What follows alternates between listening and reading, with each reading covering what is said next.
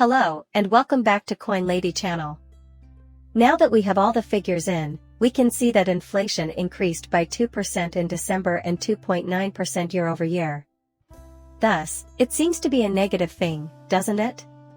Actually, as we drew closer to the end of 2023, it became clear that the pace of price rises had slowed. Thus, the December PCE statistics from the Commerce Department's Personal Consumption Expenditure Price Index. There was a 2% monthly rise and a 2.9% annual increase in a key indicator used by the Federal Reserve. However, energy and food are not included in this, and thus, every month. From the 1% mark, core inflation climbed. While the market is seeing a little bounce in November, the annual rate, the metric we should be examining closely, has fallen from 3.2%. The lowest rate we have observed for males since March 2021 is a 12-month rate.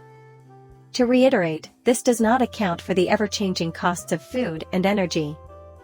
I have noticed that even though gas costs have dropped a bit, they are still very high, and that the prices at the grocery store are still rather expensive. In addition, headline inflation increased by 0.2% month-over-month and remained unchanged at 2.6% yearly. While inflation is still high, the release adds to the evidence that it is continuing to decline, which is a positive development. Perhaps this will pave the way for the Federal Reserve to begin reducing interest rates later this year.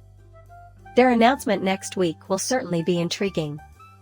However, keep in mind that the central bank is aiming for that 2%, considering it a reasonable yearly inflation rate. Consumers are drawing into savings to cover expenses, according to the statistics.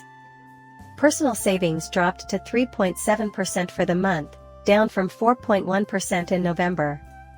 Consequently, there was a 2% drop in product prices within the inflation figures. Although, pardon me, the cost of our services increased by 3%. Turning the tables on the tendency when inflation started to rise sharply.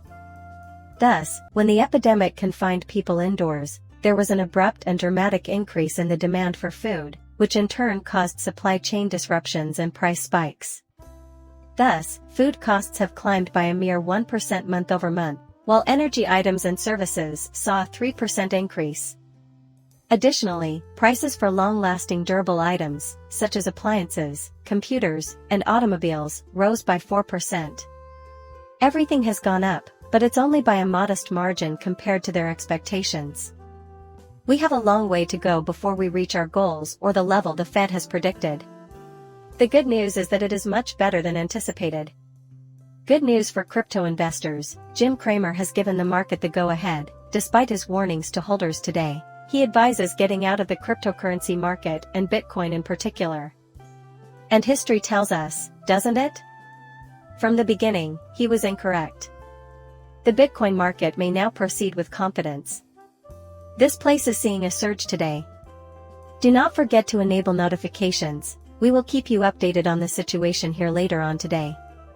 So, I'm free for the time being. If you enjoy it, subscribe and share it. See you soon. Bye.